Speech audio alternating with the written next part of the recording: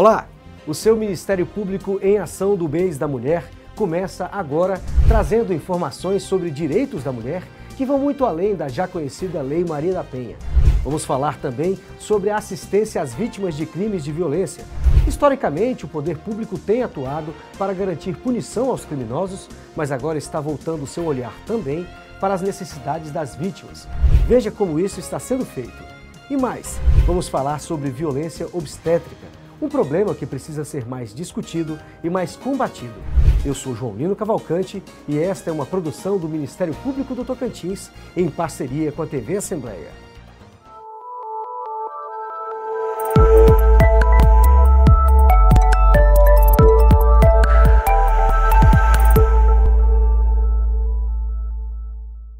A defesa da mulher envolve muitas leis que vêm sendo criadas ao longo das últimas décadas. Vamos conhecer algumas delas e saber que tipo de proteção estas leis garantem. O Brasil possui um conjunto de leis relacionadas aos direitos da mulher, criadas com o objetivo de garantir proteção especial e neutralizar um quadro histórico de desigualdade, violência e violações à dignidade sexual da mulher. É importante conhecer estes direitos. A mulher vítima de violência sexual deve ter atendimento imediato ao dar entrada nas unidades de saúde do SUS. E esse atendimento precisa ser integral, prestado por uma equipe multidisciplinar que inclua suporte médico, psicológico e social, além dos encaminhamentos necessários. O atendimento de saúde tem que incluir profilaxia de gravidez e de DSTs. Tanto nas unidades públicas de saúde quanto nos serviços de segurança, o atendimento à vítima de violência sexual precisa ser humanizado e respeitar o sigilo e a privacidade. E mais, o profissional de saúde que atende uma mulher vítima de violência precisa notificar a autoridade policial. Essa regra vale para quem atua nas unidades de saúde das redes pública e privada. Não podemos deixar de mencionar a Lei Maria da Penha, que classificou em 5 os tipos de violência contra a mulher, estabeleceu medidas protetivas de urgência e endureceu as penas contra o agressor. E esse sistema de proteção continua se ampliando. Em 2018, foi reconhecido como crime a importunação sexual, referente aos atos libidinosos praticados sem consentimento da mulher. Mais recentemente, foi reconhecido o crime de perseguição, também chamado de stalking, quando a vítima é perseguida de forma reiterada na internet ou no mundo real, sofrendo ameaça física ou psicológica e tendo sua liberdade ou privacidade comprometida. Existem muitas outras leis e precisarão existir até que cessem todas as formas de opressão e violência contra a mulher. No quadro MP Entrevista, temos uma conversa com a coordenadora do Centro de Apoio Operacional da área de Cidadania e Direitos Humanos do Ministério Público, promotora de Justiça Isabelle Rocha, e com o coordenador do curso de Direito da Unicatólica, Eric José Migani. Eles vão falar sobre um serviço que acaba de ser criado de apoio às vítimas de crimes violentos. Acompanhe.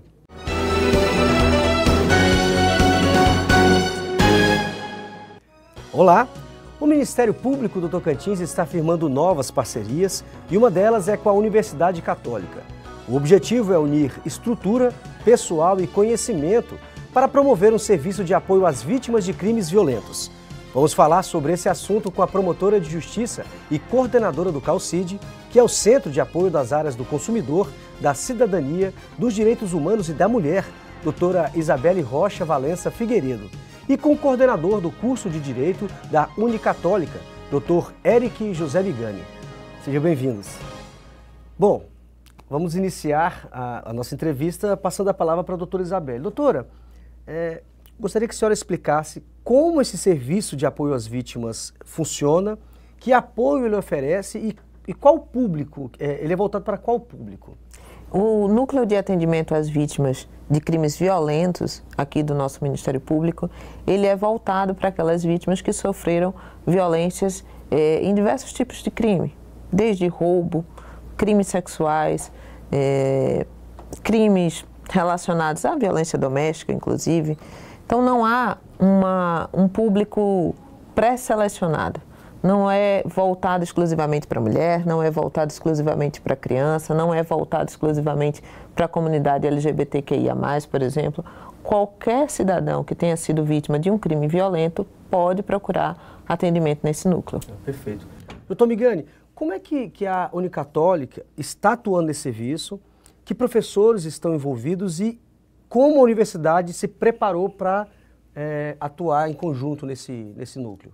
Perfeito. Essa ideia é uma ideia que ela converge com a própria matriz e o plano pedagógico do nosso curso.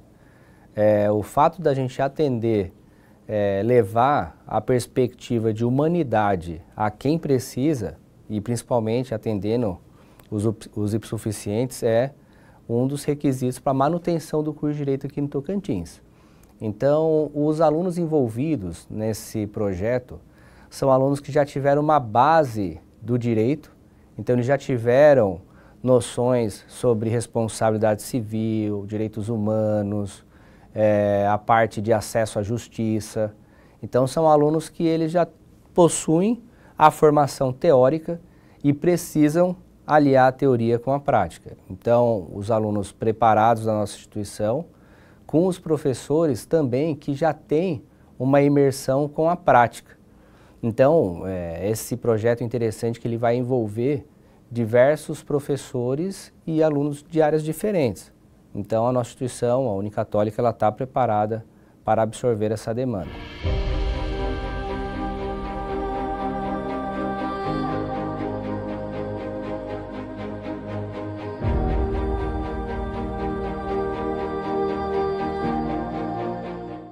Estamos de volta. E já pergunto para a doutora Isabelle. Doutora, gostaria que a senhora explicasse também como que as vítimas de crimes violentos chegam até esse serviço, que órgãos fazem parte, contribuem com esse encaminhamento para o Ministério Público. O Ministério Público focou em gerar dois blocos de parceiros. Um bloco de parceria, que é a exemplo das universidades, que é aquele bloco que vai recepcionar essas vítimas após a passagem pelo núcleo, dando continuidade a esse atendimento. Mas tem um bloco inicial, que é aquele bloco que traz essas vítimas ao Ministério Público. Esse bloco é a porta de entrada dessas vítimas no sistema de justiça. Via de regra, a Polícia Civil, a Polícia Militar e, excepcionalmente, o Poder Judiciário. Então, essas parcerias com esses órgãos e essas entidades é que vai gerar esse encaminhamento. Então, de início, essas vítimas podem vir sozinhas, sem qualquer encaminhamento, mas, via de regra, elas serão orientadas pela própria Polícia Militar na hora do atendimento daquela demanda, da Polícia Civil, quando forem registrar a ocorrência, ou o próprio Poder Judiciário, numa eventual necessidade de se ir direto até ele. Doutor, a gente tem uma pergunta do telespectador e gostaria que o senhor acompanhasse para que pudéssemos responder na sequência. Vamos acompanhar. Essa iniciativa é muito importante em termos da formação dos estudantes e também no que se refere à integração da academia com a comunidade. Gostaria que o senhor comentasse um pouco sobre isso. Pois é, doutor, a palavra está com o senhor agora. Bom, a parte da academia, envolvendo essa participação da comunidade, ela é um ponto de tensão e que a instituição ela se preocupa. Então, o Unicatólica, ele prepara os alunos para esse tipo de atuação. E prepara de que modo? Até mesmo os nossos egressos, eles saem com essa visão humanitária, humanista mesmo assim do atendimento. E isso é uma preocupação que todo profissional do direito ele deve ter para com o atendimento de pessoas que são vulneráveis. Independentemente do tipo de situação que ela foi exposta, ela precisa de um acolhimento, quer por intermédio das instituições do Estado, quer até mesmo pela atuação de um profissional privado.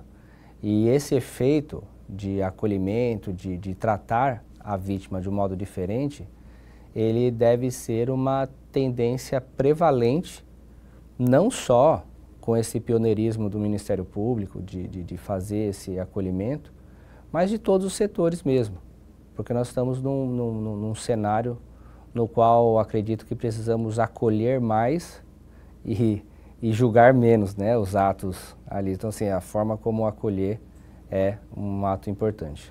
Essa parceria, mesmo que esse estudante de Direito não decida seguir a carreira do Ministério Público, o senhor acredita que essas parcerias de universidades com órgãos do sistema de justiça, como o Ministério Público, podem contribuir para a formação desse profissional que vai chegar no mercado daqui a pouco, mesmo que ele atue na advocacia privada? Mas eu gostaria que o senhor comentasse sobre isso. O quanto é importante essa integração da academia com os órgãos do sistema de justiça?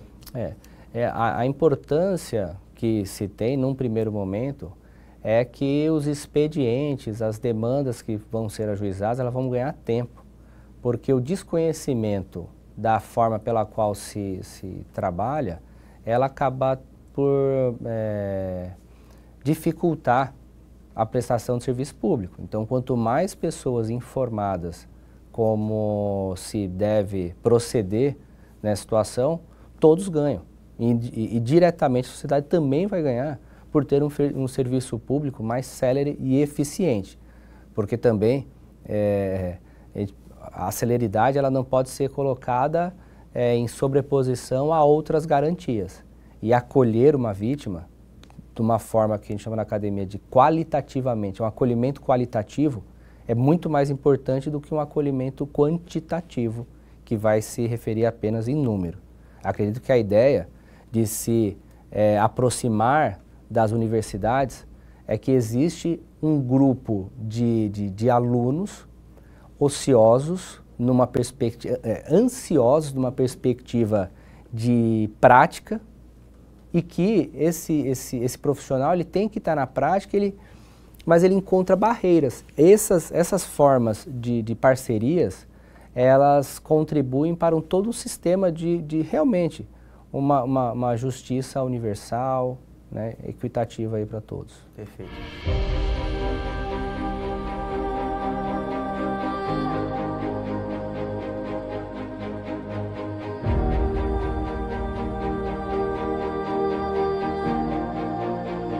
E doutora, durante muito tempo o foco do poder público sempre foi a punição do criminoso. E agora tem essa tendência de atenção às vítimas dos crimes. Isso se trata, é verdade, é uma tendência mesmo? Essa é a primeira pergunta que eu gostaria que a senhora respondesse. E também, essa prática tem sido replicada em outros ministérios públicos? Como é que tem sido isso? João, por muito tempo, né, o Estado focou no criminoso, focou nas garantias do criminoso, na perspectiva da pena, de como deveria ser aplicada essa pena. Então, o foco do processo penal, do processo criminal no Brasil, sempre foi o criminoso, e não só no Brasil, no mundo como um todo. Existe sim uma tendência de revisão disso, para a gente trazer um maior equilíbrio ao processo penal. A gente fala muito sobre o equilíbrio do processo civil, das partes estarem sempre em pé de igualdade. Por muito tempo, a balança do processo penal, ela era muito distante uma base da outra.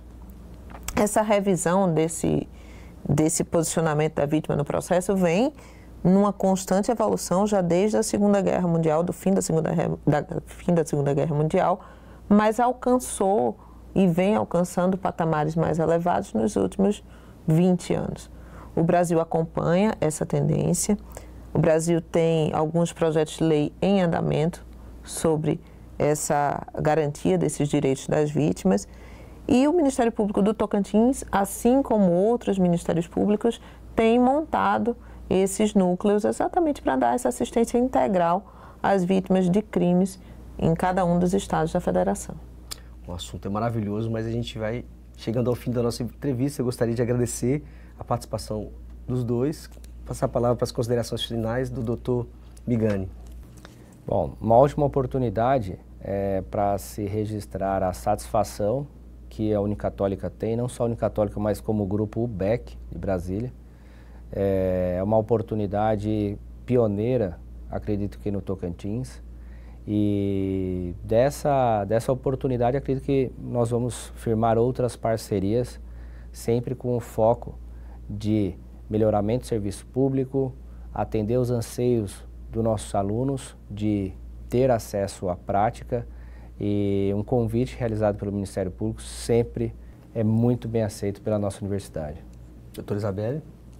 Bom, eu queria agradecer a presença do Dr. Migani aqui e dizer que o Ministério Público tem uma satisfação muito grande em firmar essas parcerias e que o núcleo de atendimento às vítimas de crimes violentos aqui no Ministério Público funciona no térreo do prédio sede aqui na unidade de Palmas, e a gente está de portas abertas a receber quaisquer vítimas que tenham passado por um processo de violência, com atendimento inclusive psicológico, além do aspecto de orientação jurídica.